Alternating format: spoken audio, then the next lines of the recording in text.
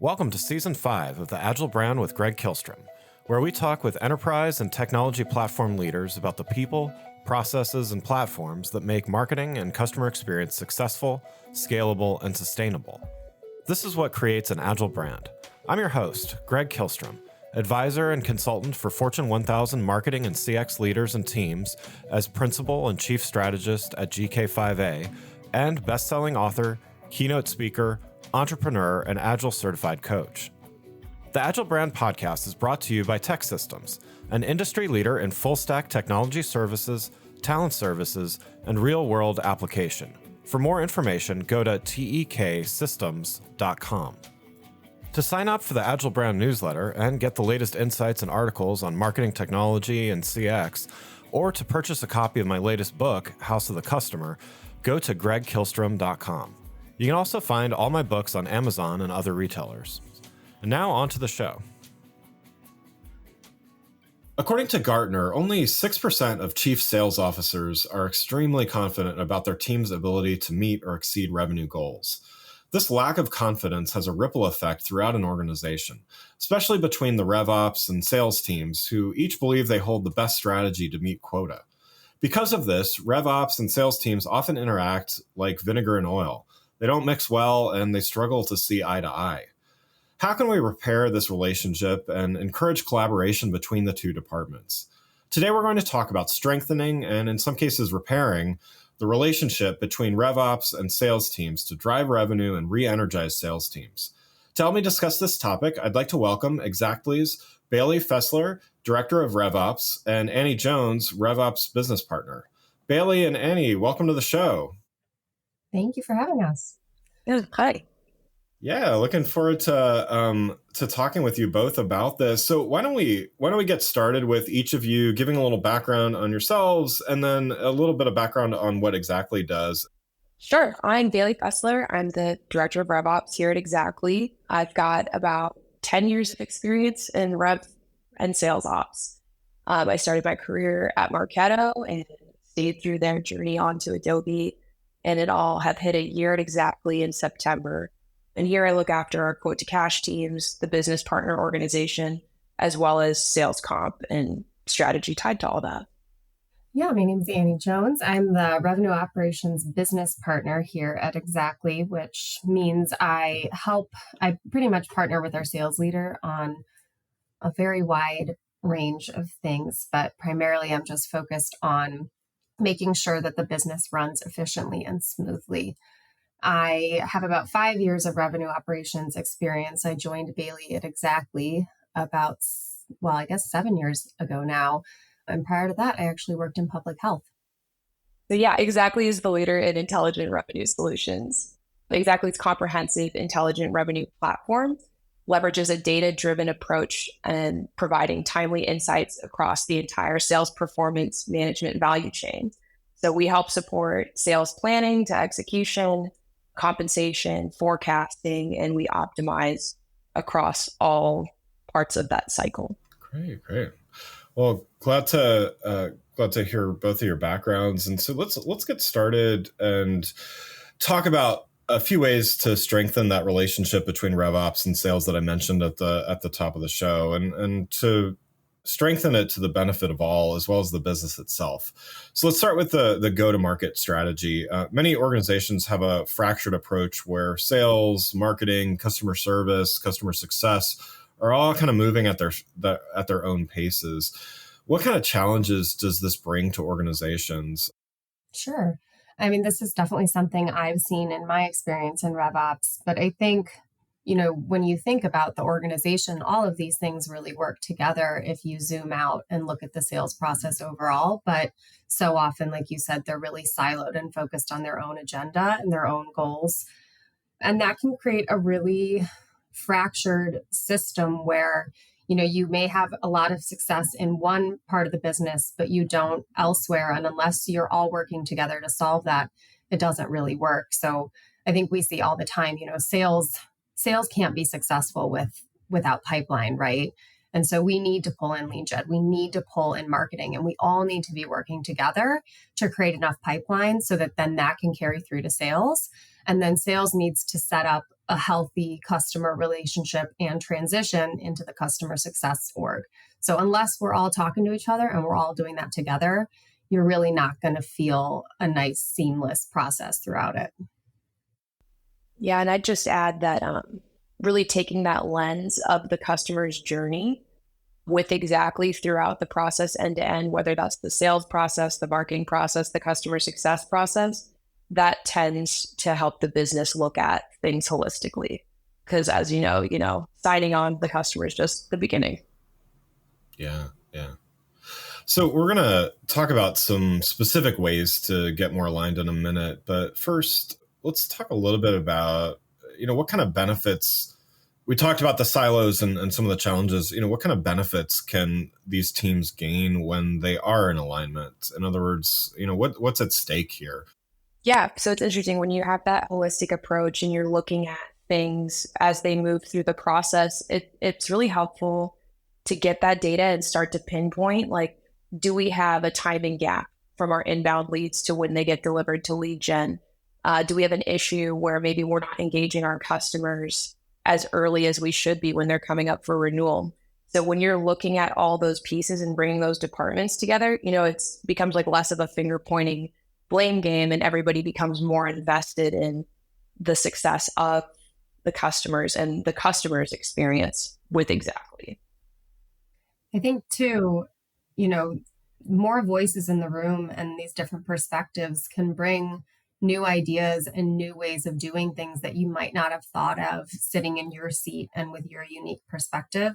So I think the benefit of having all of these different parts of the business involved in solving problems together is that they can offer different perspectives. And with that, you can make sure that your solutions work for the business overall and not just one part of it. Yeah. So on the Xactly website, you talk about intelligent revenue and how this has three components. It's predictable, it's profitable, and it's resilient. Let's talk a little bit about each of these, actually, and starting with the predictable component. What does that mean? And, what does it look like when it's done well?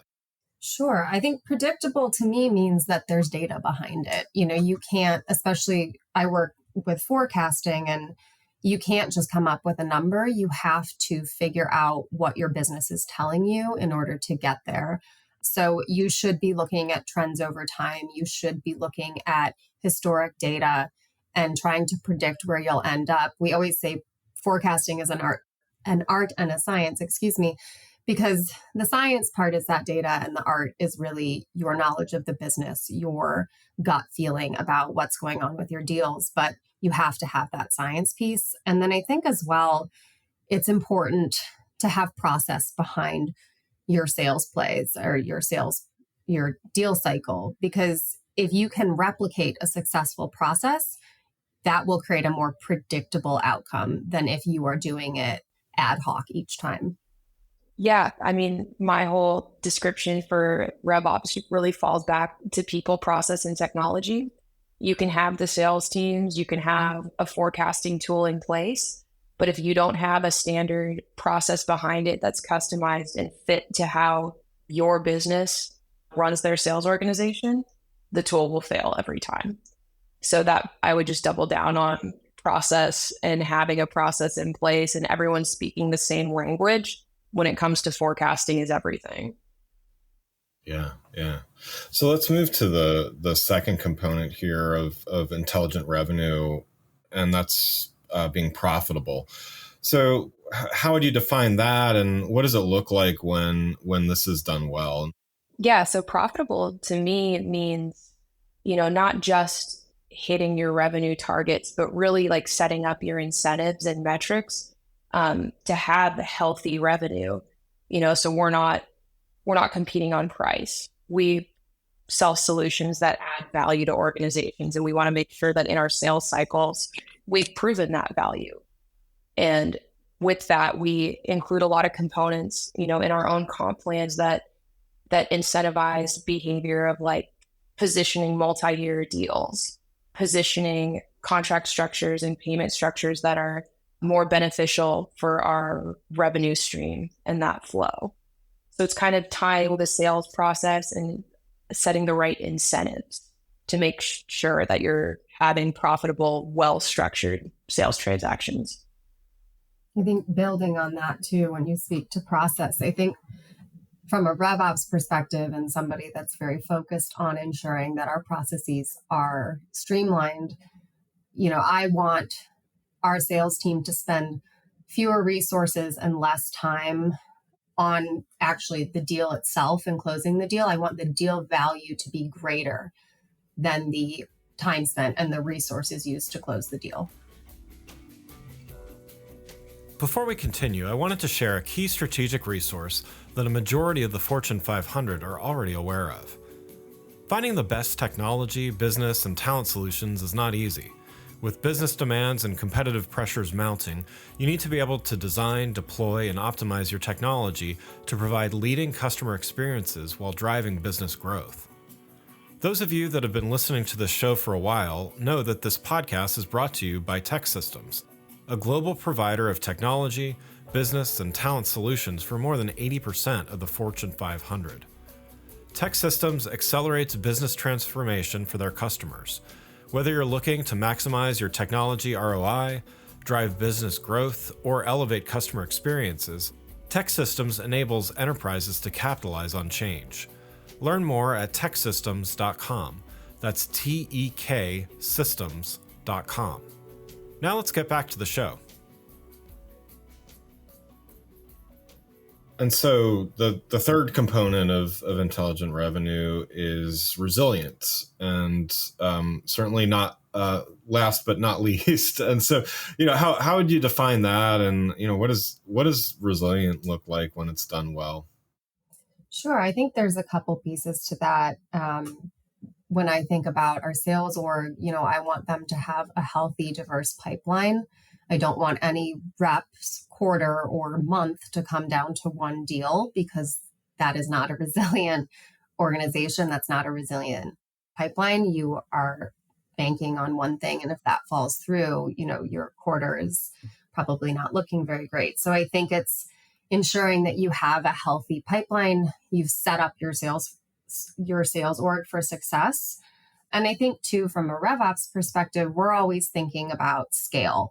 So we want to design processes and policies that work for our current organization, but we also want to think 10 steps ahead and make sure that should something happen, we can easily pivot and we can easily adjust how we're doing things to meet whatever comes our way. Yeah, that resilience component to me is exactly what, Annie was describing, where there is a process in place, but it's not so rigid that we couldn't adjust, for current market conditions, or, putting maybe a new incentive in place that it helps address some of that. Yeah. And so next topic, I feel like at this point in time, there's the obligatory AI question. So I'm going to ask it. What's the role that AI currently plays in all of this, and what type of role do you think it maybe could play or should play in the future? Yeah. I think it comes down to, I'm sure what you're hearing from a lot of other organizations right now around doing more with less. And AI, I think, can be a really helpful tool in identifying patterns in your business, or even patterns within sales organizations that might have been, not as easily identifiable previously. I think it's a great tool for helping to surface a lot of those things and kind of providing a second, almost like a second or third opinion. We leverage it internally in our forecasting solution. And it's been really interesting, some of the behaviors and things that's highlighted for us. And then as a RevOps team, we've been able to address directly with sales leaders, or, make necessary adjustments. I think what it also does is it gives us time back. So all those things that Bayley just mentioned, it does that for us instead of us having to extract data from our CRM and then model it in something like Excel or even Power BI or something like that.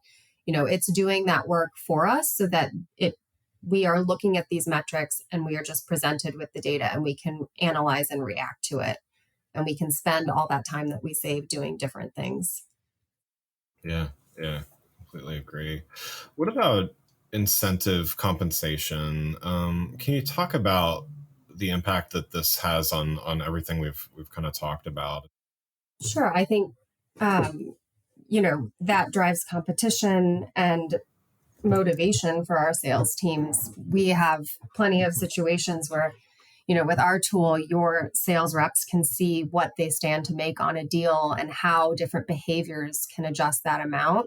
And so it can drive not only that motivation for them to, get the deal value up because they want to be paid more, but it also allows us as RevOps to then in the background drive the behaviors we want.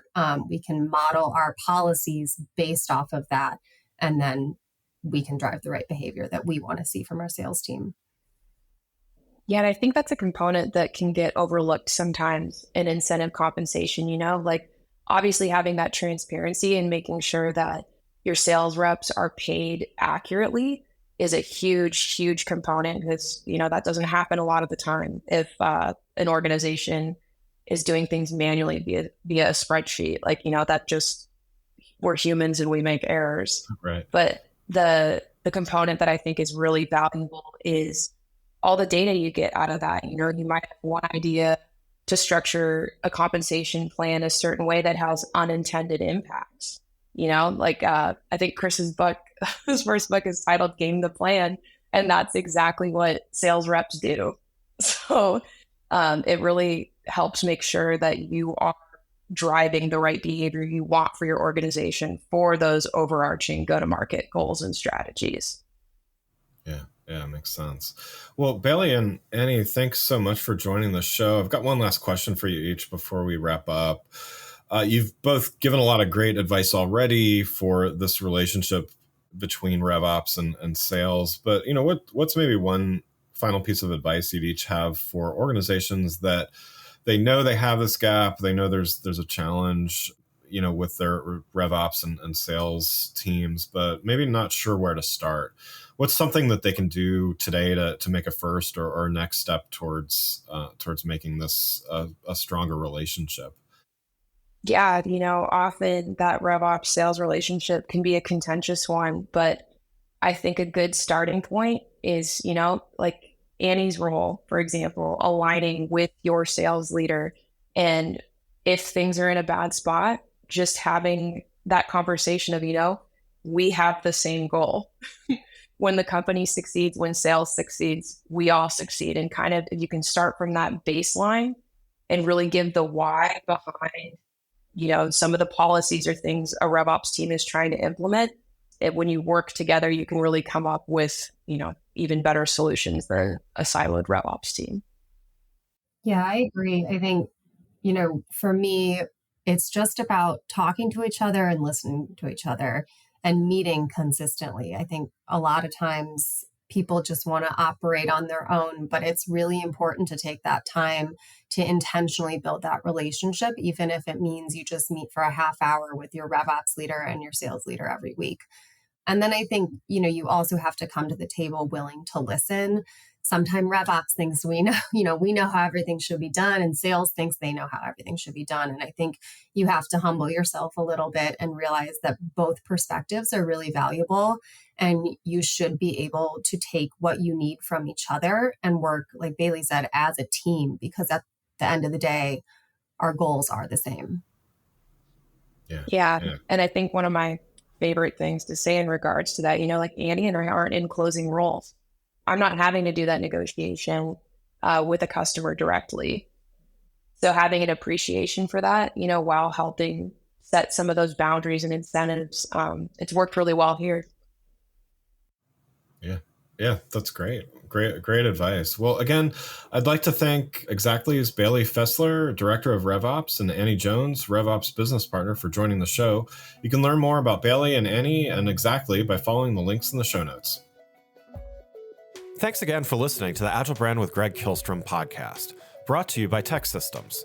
If you enjoyed the show, please take a minute to subscribe on your podcast channel of choice and leave us a rating so that others can find the show more easily. You can access more episodes of the show at www.gregkihlstrom.com, That's GREGKIHLSTROM.com. To get a copy of my latest book, House of the Customer, visit my website, or you can find it on Amazon or other retailers. The Agile brand is produced by Missing Link, a Latina-owned, strategy-driven, creatively fueled production co-op. From ideation to creation, they craft human connections through intelligent, engaging, and informative content. Until next time, stay agile.